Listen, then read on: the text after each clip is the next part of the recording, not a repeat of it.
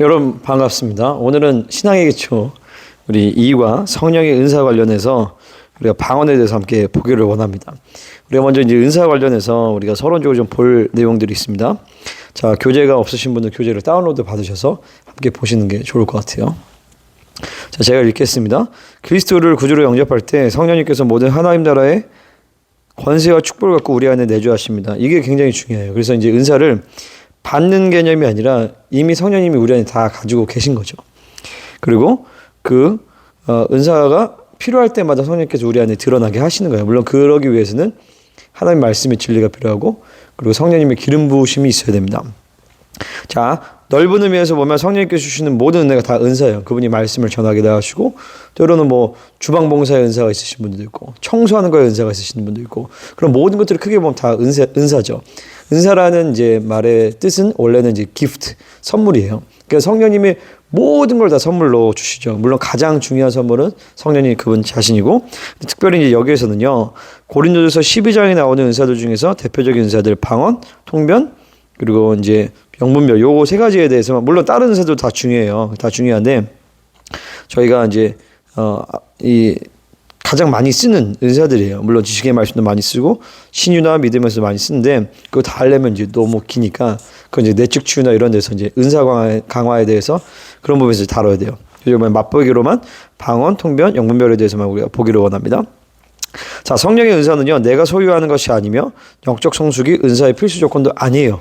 그러니까 어떤 분들은 막 방언을 얘기하고 방언으로 기도하고 통변하고 이렇게 하면 와, 그 사람 되게 영적으로 되게 성숙한가 보다 이렇게 생각하는데 사실 그렇지가 않아요.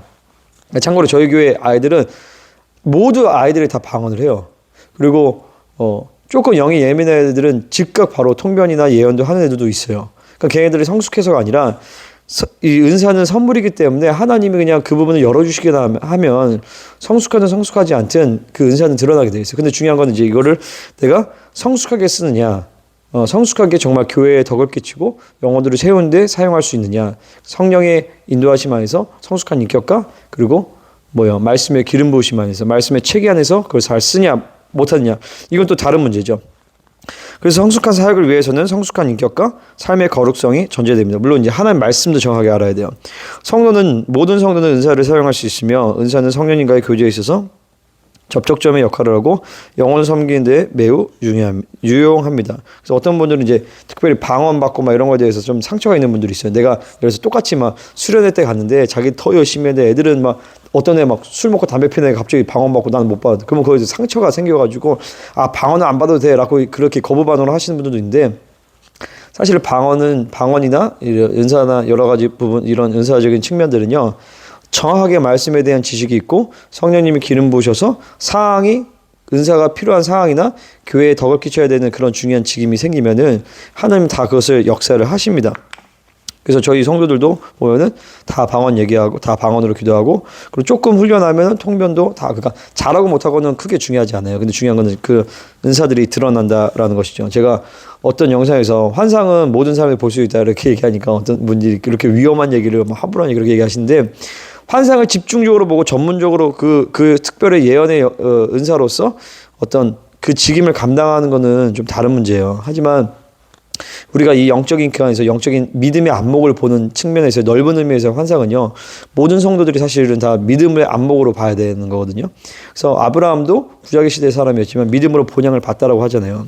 그 본향으로 봤다라는 것이 굳이 환상으로 투시해서 영안으로 열려서라기보다도 믿음으로 그걸 본 거죠. 그러니까 그런 측면에서 넓은 의미에서 봤을 때는 모든 성도들의 영적인 세계를 다 봐야지고 보게 되고 볼 수 있고 그리고 그것이 우리에게 주어진 생득권, birthright, 이 내 안에 주신 이 하나님의 생명의 본질적인 성품, 성질이다라고 우리가 볼 수가 있습니다. 자, 그러면은 우리가 방언을 통해서 제일 먼저 방언에 대해서 볼 텐데요. 방언은요 성령의 9가지 은사 중에서 가장 기본이 되는 은사이고 모든 은사의 통로의 역할을 합니다. 그러니까 방언을 가장 먼저 물론 다른 어떤 분은 사람마다 다를 수 있지만 일단 기본적으로 그 성경에서도 나오잖아요. 사도행전에서 보면 가장 먼저 나타나는 그 은사가 방언이었단 말이에요. 방언을 말하면 예언을 하면 이렇게가 나오거든요. 그래서 방언은 가장 기본이 되고 모든 은사의 통로의 역할을 한다는 것이죠. 그러니까 이 방언의 은사를 가지고 계속 활성화시키면 통변도 같이 열리고 영분별이나 예언이나 지식이나 지혜의 말씀도 같이 열리게 되는 것입니다.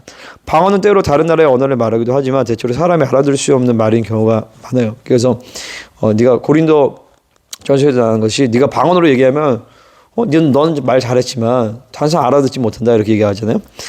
방언은 성령님의 도움을 받아 우리의 영이 하나님께 기도하는 것이 방언 그 자체가 구원의 필수 조건은 아니지만 구원의 여정에 있어서 방언 기도는 매우 유용한 도구이며 필수적이라고 볼 수가 있습니다. 어떤 분들은 은사는 필요 없어. 은사는 본질이 아니야 라고 얘기를 할 수 있어요. 물론 성령의 은사는 성령님의 열매보다 성령님의 열매가 훨씬 더 중요하죠. 성령의 은사 그 자체가 본질은 아니지만 하나님이 우리가 믿음으로 살아가기 위해서 굉장히 주신 유용한 도구가 된다라는 것입니다. 하나님이 우리로 하여금 건물 지어라, 집을 지어라 이렇게 얘기하셨어요. 근데 건물을 지으려면 포크레인도 있어야 되죠. 삽도 있어야 되죠. 여러 가지 도구가 필요해요.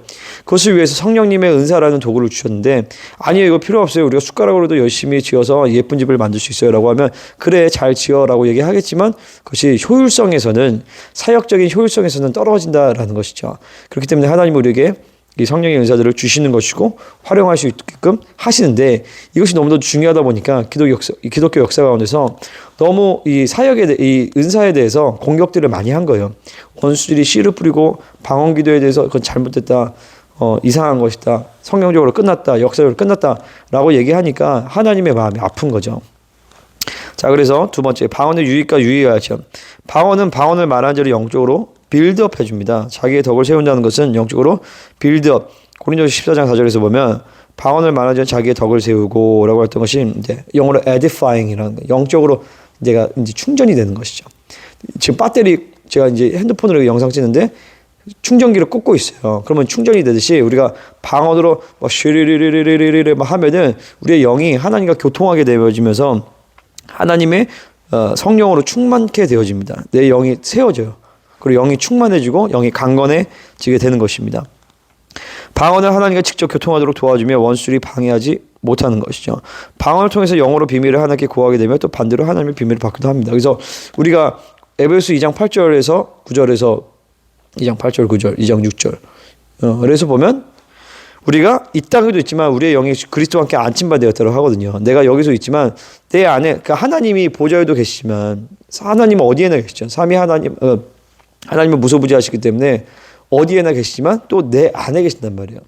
내 안에 계신 하나님이 하늘의 보좌에도 계세요. 내 안에 계신 성령님이 하늘의 아버지와 서로 교통하시면서 모든 걸 통달하셔서 내 안에 하나님의 것들을 비밀을 알게 하신단 말이에요. 그러면 또한 혹시 내 영도 하늘의 지성소 가운데서 같이 함께 있는 거 이게 비밀이죠. 그러니까 우리의 이성감에서는 깨달을 수가 없어요.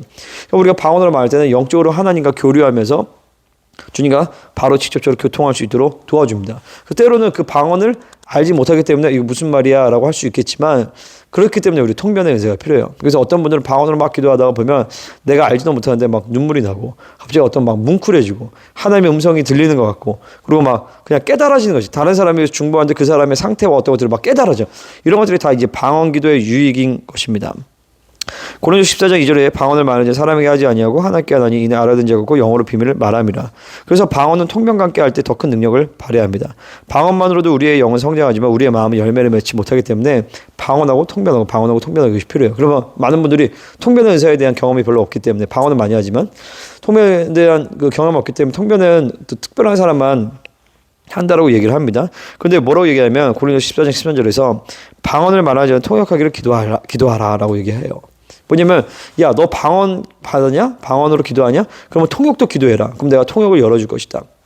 근데 많은 사람들이 통변의 은사들도 사실 임하는 건데 이것이 어떻게 오퍼레이트 되는 것을 모르는 거예요. 어떻게 은사가 내 안에서 작용이 되는지를 잘 모르기 때문에 통변의 은사를 어렵게 생각하는데 사실은 여러분이 통변하기를 하나님께 기도하고 하나님 내가 방언하면 이 방언이 무슨 뜻인지 알게 해주세요 라고 기도하시면서 여러분이 방언으로 말하고 또 성령의 인도하심 따라서 여러분이 한국말로 기도해 보는 거예요.